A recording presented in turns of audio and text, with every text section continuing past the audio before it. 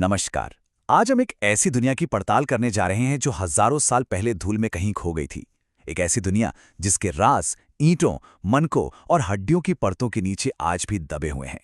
ये कहानी है हड़प्पा सभ्यता की, एक ऐसी महान सभ्यता जिसके अनकहे किस्से हमें आज भी हैरान कर देते हैं। अच्छा, हड़प्पा सभ्यता, जिसे हम सिंधु घाटी सभ्यता भी कहते हैं, उसकी सबसे खास चीजों में से एक है ये मुहर।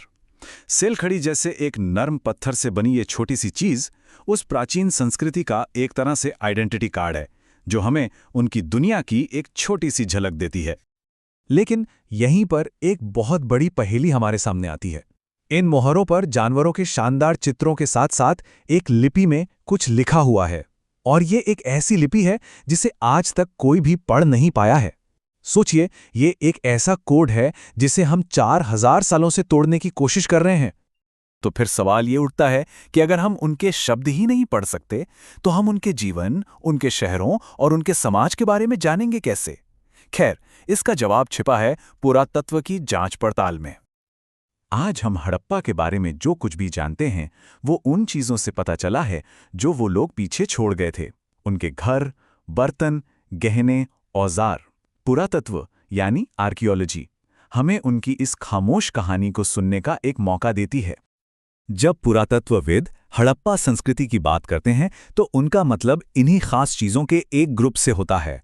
सोचिए, ये एक तरह का कल्चरल फिंगरप्रिंट है जो अफगानिस्तान से लेकर गुजरात तक एक बहुत बड़े इलाके में फैला हुआ था, और ये संस्कृति लगभग 700 सालों तक चली। तो चलिए, हमारी पड़ताल का पहला और सबसे बड़ा सुराग देखते हैं, और वो हैं हड़प्पा के लोगों के बसाए हुए शहर। और इसका सबसे बेहतरीन उदाहरण है मोहनजोदड़ो। ये वाकई कमाल की बात है कि मोहनजोदड़ो की सड़कें और गलियां एक सटीक ग्रिड पैटर्न में बनी थीं।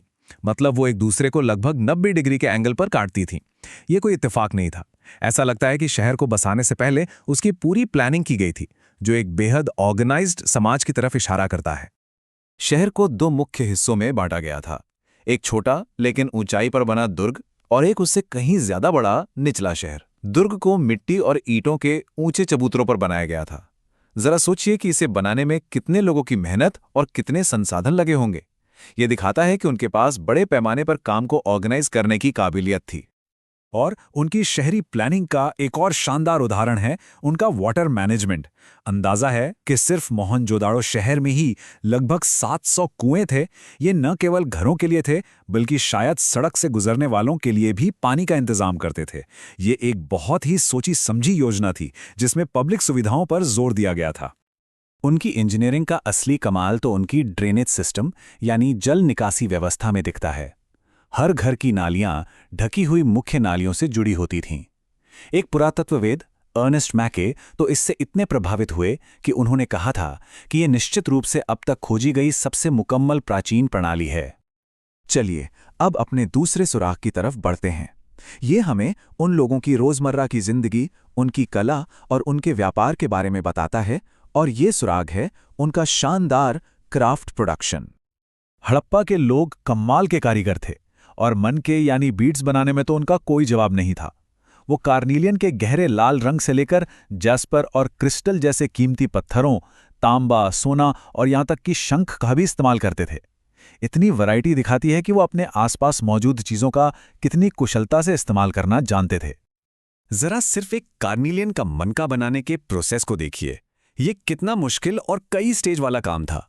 पहले कच्चे पत्थर को आग में पकाकर उसका रंग लाल किया जाता था, फिर उसे तराशकर, घिसकर, पॉलिश करके और आखिर में खास औजारों से उसमें एक बारीक छेद किया जाता था।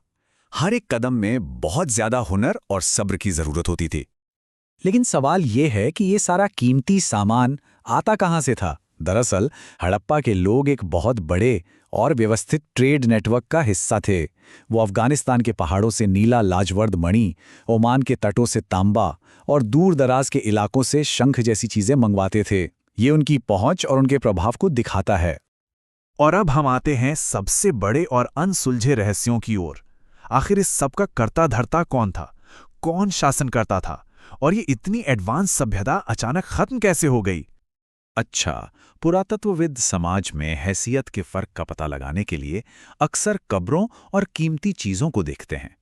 दिलचस्प बात यह है कि हड़प्पा की कब्रों में आमतौर पर कीमती सामान नहीं मिलता, लेकिन फायांस, जो पिसी हुई रेत से बनी एक महंगी आर्टिफिशियल चीज थी, उससे बने छोटे छोटे बर्तन जैसी दुर्लभ चीजें सिर्फ मोहनजोदड़ो जैसे बड़े शहरों में ही मिली हैं। शायद ये समाज में एक खास अमीर वर्ग की मौजूदगी का संकेत हो। तो फिर शासक कौन था? क्या कोई राजा था? ये जो मशहूर पुरोहित राजा की मूर्ति है, ये एक मुमकिन शासक की झलक देती है, लेकिन इस पर भी जानकारों में बहस है। क्या ये एक ही राजा का बहुत बड़ा साम्राज्य था, या हर शहर का अपना अलग शासक था, या फिर शायद कोई शासक था ही नहीं? ये एक और बड़ा रहस्य है। और फिर आता है अंत का सवाल। हड़प्पा के शहर वीरान क्यों हो गए? इसके लिए कई थ्योरीज हैं। कुछ लोग मानते हैं कि जलवायु परिवर्तन हुआ, कुछ कहते हैं कि नदियां सूख गईं या उन्होंने अपना रास्ता बदल लिया। कोई एक सीधा जवाब नहीं है। शायद इन सभी वजहों का मिला जुला असर हुआ हो, जिसने इस महान सभ्यता को धीरे धीरे खत्म कर दिया। आखिर में हड़प्पा के लोगों की कहानी खुद पुरातत्व की खोज की कहानी है। ये इस बात की कहानी है कि हम कैसे अतीत के बिखरे हुए टुकड़ों को जोड़कर एक पूरी तस्वीर बनाने की कोशिश करते हैं। इस सभ्यता की खोज एक दिन में नहीं हुई।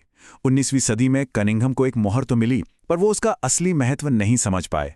फिर 1924 में जॉन मार्शल ने पूरी दुनिया के सामने इस खोई हुई सभ्यता का ऐलान किया।